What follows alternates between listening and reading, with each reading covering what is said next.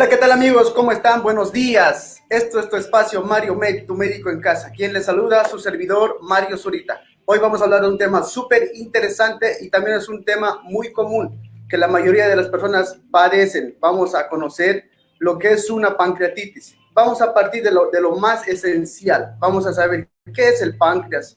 ¿Es un órgano? ¿Es una glándula? ¿Qué es? ¿Cuál es la función principal que realmente tiene este órgano? ¿Y por qué vamos a hablar del día de hoy? Porque hemos visto muchos casos que se presentan. Esta enfermedad tiene diferentes formas de presentación, diferentes síntomas, y por eso es que este programa está hecho para ustedes, para que ustedes conozcan dónde está ubicado este órgano, qué se puede hacer para prevenir en caso de una inflamación, que aquí tenemos a los expertos. Hemos estado en contacto con los especialistas de INMED, intervencionismo médico, así que estamos con los mejores. Hoy día vamos a sacar todas las dudas que las personas quieran saber.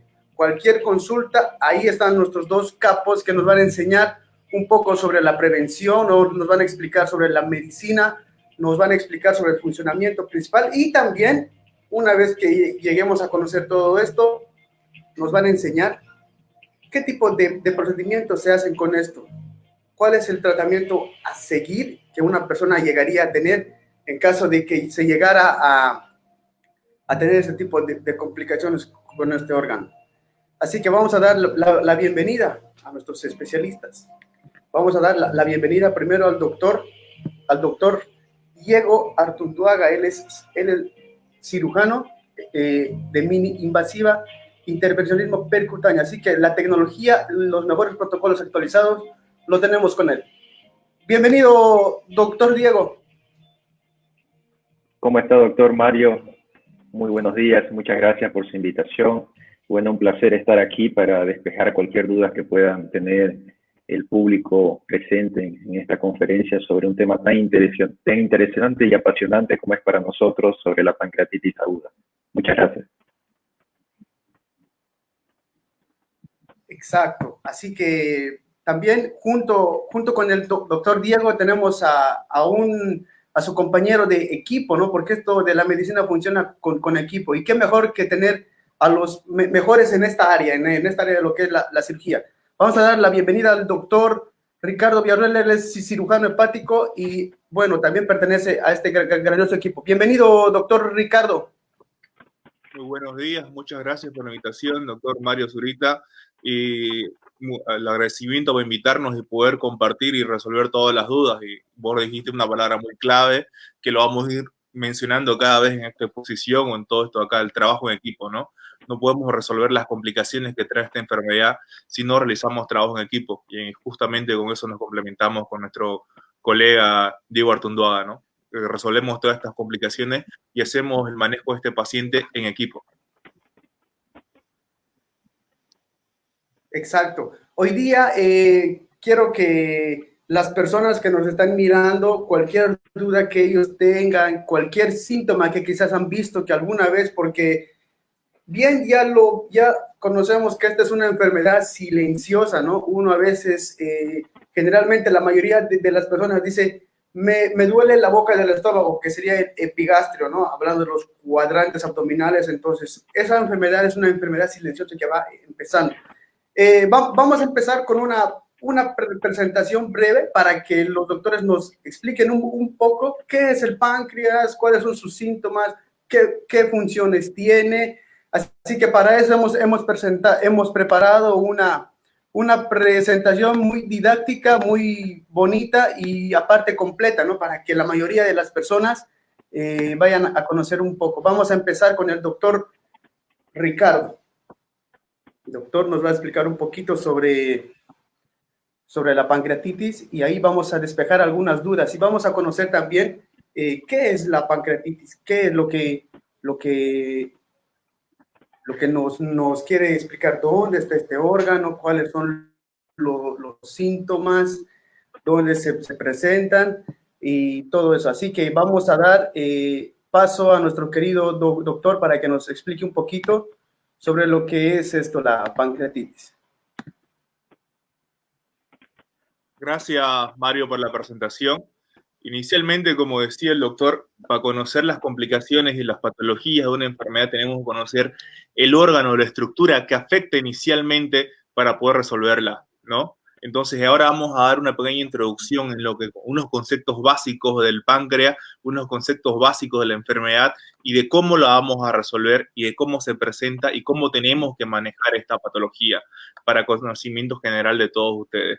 Porque, como decía el doctor, es normal, normalmente casi del 100% de la población, debido a nuestra cultura y a nuestra alimentación, un 60-75% vamos a llegar a presentar litiasis vesicular y normalmente este es un origen de esta enfermedad, ¿no? Siguiente, por favor. Bueno, vamos a ir hablando. Primeramente, el páncreas. Este es un debate que lo hemos tenido siempre, ¿no? Es un órgano, una glándula. Nosotros lo consideramos a veces, antes se consideraba un órgano, ahora se considera una glándula. Es una glándula retroperitoneal que normalmente mide de 10 a 15 centímetros y su peso no pasa mayor de los 100 gramos, ¿ya? Tiene una función endocrina y exócrina. Por eso nosotros la consideramos una glándula, ¿ya? ¿Y qué es la pancreatitis en sí? La pancreatitis en sí es una respuesta inflamatoria inespecífica del páncreas que puede ser a diversas injurias o múltiples causas. La causa más común que tenemos en nuestro medio, en nuestro entorno, es la causa biliar. ¿Qué quiere decir la causa biliar? Que es producida por un lito que se encuentra en la vesícula biliar que va a pasar al colédoco, y este va a tapar el conducto de Wilson, que es el conducto por donde el páncreas secreta todas las secreciones que produce, y esto va a producir la inflamación del mismo órgano. Tenemos otras causas también presentes acá, como el alcohol, y que tenemos diversas causas traumáticas, medicamentosas, un proceso autoinmune, diversas causas que nos pueden llegar a ocasionar este tipo de patologías y este tipo de enfermedad. Siguiente, por favor.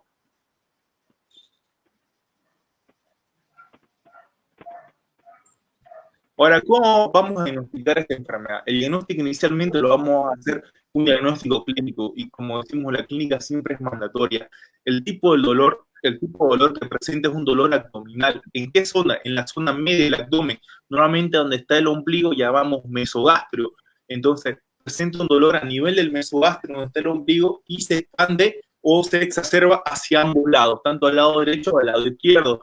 En terminología médica llamamos al flanco izquierdo y flanco derecho. Entonces, el dolor de la pancreatitis es un dolor en cinturón o tipo cinturón, como nosotros lo mencionamos, porque empieza en el medio de la panza, en el mesogastrio, y se irradia a ambos lados, flanco izquierdo y flanco derecho, ¿ya?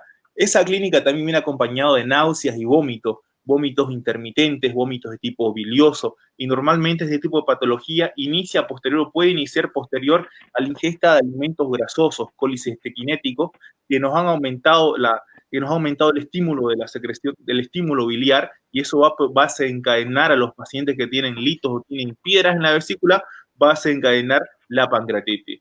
Entonces, no nos olvidemos, dolor abdominal tipo cinturón, que es la parte del ombligo, el mesogastrio, que se irradia hacia ambos flancos, acompañado de náuseas y vómitos. El dolor abdominal es muy intenso, es un dolor intenso y continuo. No es como un cólico biliar, no es que un dolor que tiene picos y luego tiene periodos de calma. Es un dolor que no calma con antiespasmódicos, a veces que no calma con analgésicos de primera línea, y tenemos que utilizar opiáceos o derivados opiáceos. Bueno, eso en cuanto a la clínica. En cuanto a la parte laboratorial, normalmente van a pedir un montón de laboratorios, hemograma, creatinina, hepatograma, pero los laboratorios específicos que tenemos son la amilasa y la lipasa, ¿ya? Normalmente vamos a tener, no quiere decir que si la amilasa y la lipasa están elevados, van a estar elevados en un valor inicial, van a estar elevados 3 veces su valor normal. Estamos hablando de un valor de 350, 450 en este momento. Bueno, una diapositiva más atrás. Y también otro método diagnóstico que vamos a complementar van a ser con el método de imágenes, tanto con ecografía y tomografía. El método más sensible y específico va a ser la tomografía. ¿Por qué? Porque la ecografía a veces es un método operador dependiente. Bueno, entonces, o a veces el paciente puede estar con gases, con el abdomen distendido, y no se va a poder ver y medir bien el diámetro o el tamaño del páncreas. De acuerdo a eso, por eso nosotros vamos a ocupar el diagnóstico, la tomografía, que es mucho más específico y sensible, y también nos sirve para ver la evolución o nos sirve también para seguir la evolución de la enfermedad. Siguiente, por favor.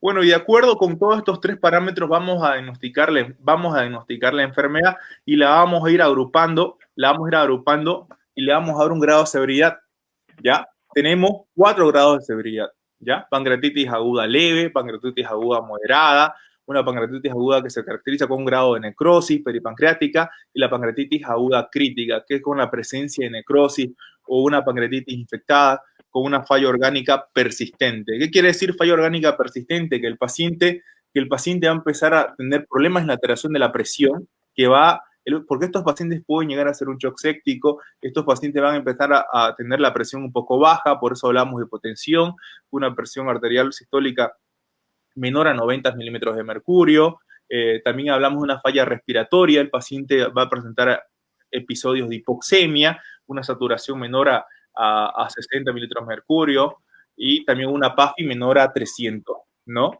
Y también vamos a empezar a tener daño renal, que es la falla renal, que se nos va a incrementar la creatinina arriba de 2 miligramos, también el paciente va a presentar unos episodios de oliguria, o sea que va a empezar a orinar muy poco, ¿ya? Entonces, por eso también es importante nosotros diagnosticar y ver en qué grado se encuentra la enfermedad para ir medicando y tratándolo al paciente. Bueno, normalmente nosotros acompañamos el proceso de esta enfermedad, vamos resolviendo las complicaciones que se nos van presentando, que va ocasionando la pancreatitis. Siguiente.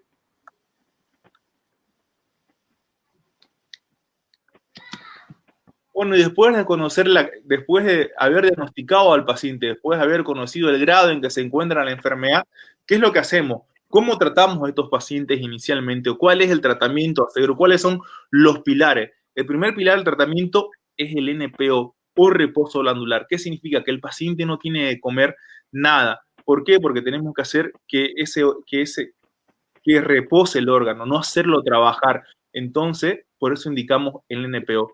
Cuando ponemos sonda nasogástrica, cuando el paciente se encuentra distendido, cuando el paciente está vomitando constantemente y no han seguido los vómitos con la medicación, en ese momento nosotros ponemos una sonda nasogástrica.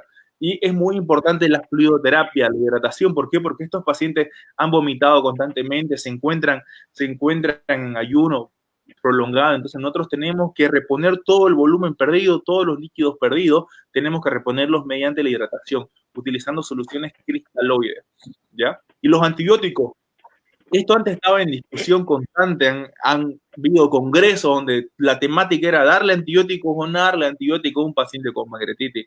Y ahora los últimos consensos que se ha quedado es no iniciar el antibiótico inicialmente al paciente. ¿Por qué? Porque es una respuesta inflamatoria, no es un proceso infeccioso en ese momento. Y si le damos antibiótico al iniciar esta enfermedad, nos vamos a quedar sin un antibiótico ya cuando el paciente presente las complicaciones propiamente de esta enfermedad, que normalmente se presentan a partir de la 4ª semana, ¿ya? Y lo que estábamos hablando, un pilar muy importante, el tratamiento del dolor. ¿Por qué? Porque a veces estos pacientes, aparte de los vómitos, uno de los signos más molestosos es el dolor abdominal. Es el dolor abdominal que no le cede con nada. Por eso lo hemos mencionado anteriormente, analgésicos, opiáceos o derivados de estos opiáceos, para poder calmar el dolor que presentan los pacientes, ¿no? Entonces, no olvidarnos, NPO, no comer nada, hidratarlo al paciente, los antibióticos no los aconsejamos darle nosotros en este momento, y calmar el dolor. ¿Por qué? Porque el paciente lo primero que se va a quejar va a ser del dolor, que el dolor no cede con la medicación que le está dando, y en esta parte nosotros somos muy agresivos con el tratamiento del dolor. Ahora, mi colega va a ir explicando las complicaciones que se van presentando posterior con esta enfermedad.